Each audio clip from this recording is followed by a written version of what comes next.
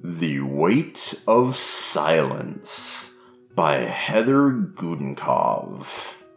Chapter 20. Ben. From the window of my bedroom, I see the deputy sheriff pull into the Gregory's driveway, and I crane my neck to see who is with him, hoping it's you, Callie. It isn't. A small man, dressed in brown pants, white shirt, and a red tie gets out. I watch as he looks the Gregory house up and down, and then walks with Deputy Sheriff Lewis to the front door. The policeman Mom was talking about, I figure. Callie, you sure are causing one mighty fuss. And how you do that without saying a word amazes me. I was supposed to go spend the night at Raymond's house tonight, but I guess that's out. At least until we find you. You never did like it when I spent the night away from home. You'd sit on my bed as I'd pack my backpack, looking at me so sad-like. I'd have to keep saying over and over, "I'll be back tomorrow, Cal. It's no big deal." But you'd still look so disappointed that I'd let you play with my chess set, the one Dad got me for Christmas that one year, and you'd feel a little better. Mom was about as bad as you. Oh, she'd put on this brave face and say, "Of course you have to go to your overnight, Ben. We young ladies will be just fine here, now won't we, Callie? We have Daddy here now to keep us company."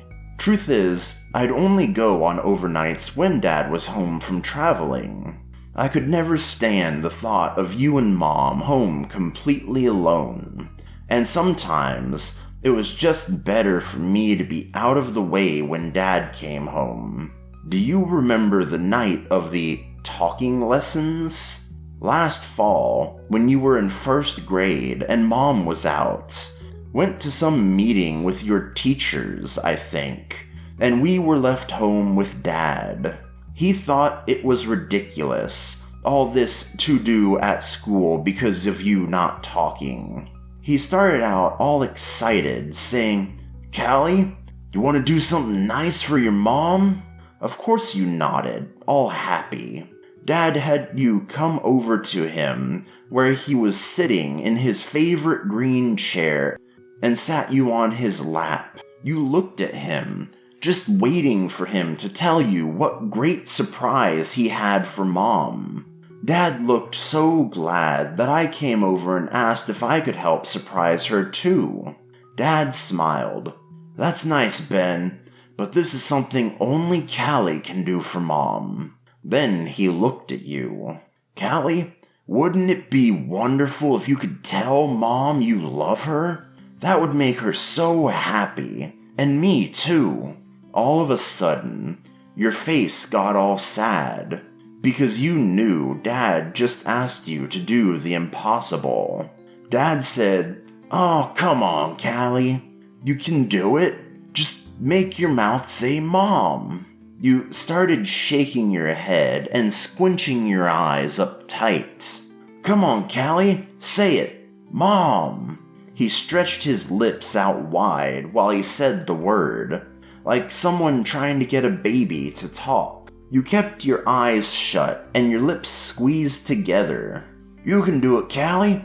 Don't you want to make your mom happy?" You were having none of it, and tried to hop off Dad's lap. "Oh no, you don't. Come on, Callie. Say it. Say it," he shouted. He held you on him with one arm and grabbed your face with the other, trying to force your mouth into a shape to say the word. "Stop it," I said, real soft, but he kept right on going, even though you were crying, but not making any noise. "Stop it," I said louder, and this got Dad's attention. "Go on out of here, Ben. Me and Callie are just having a talking lesson. Go on now," he said. "Stop it," I yelled. Leave her alone. She can't say it. She can't do it. If she could, she would have already. Leave her alone. I know. I couldn't believe it myself. You stopped crying, and both you and Dad looked at me like Martians had landed or something. Stay out of it, Ben. Go on to your room, he said in a quiet voice, but I knew he meant business. No, leave her alone. She can't do it. Dad stood up real quick and dumped you on your butt to the floor, and I yelled, "Run, Callie!" But you didn't. You just sat there on the floor and looked up at us. Fabulous, Dad said all huffy. I got a retarded, mute little girl and a smart-ass know-it-all boy. Fabulous. Maybe there's another way to get her to talk. Stand up, Callie. You did. Quick. Ben here thinks he has all the answers. Thinks that you can't talk. Well, I know different. Because I remember when you could talk. You yapped just fine.